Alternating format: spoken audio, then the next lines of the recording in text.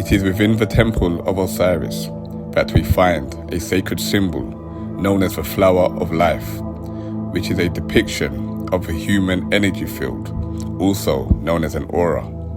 The 7 vertical nodes of the flower of life correspond with the 7 energy portals of the body known as chakras, and are associated with the 7 gates of Osiris, which are guarded by the 7 spirits of Set.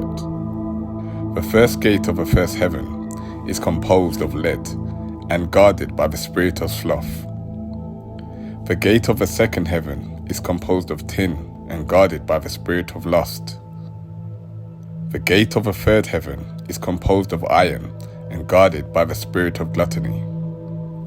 The gate of the fourth heaven is composed of copper and guarded by the spirit of greed.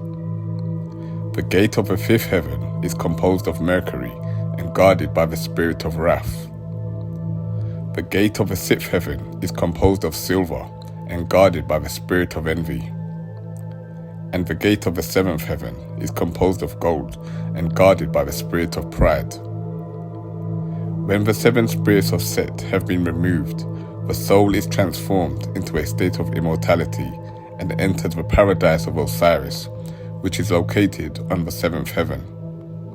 The transition of the soul through the 7 gates of Osiris is symbolic for the transmutation of lead into gold, also known as alchemy, which is an occult science credited to Osiris. From a very early period, the Egyptians were famous for their skill in the working of metals and their attempts to transmute them.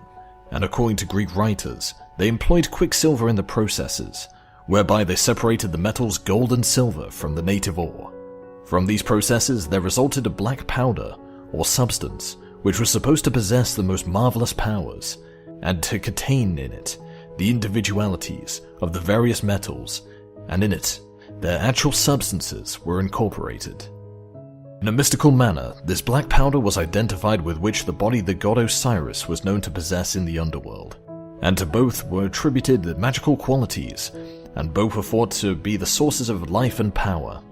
Thus, side by side with the growth of skill in performing the ordinary processes of metal working in Egypt, there grew up in that country the belief that magical powers existed in fluxes and alloys, and the art of manipulating the metals and the knowledge of the chemistry of the metals and their magical powers were described by the name chemia.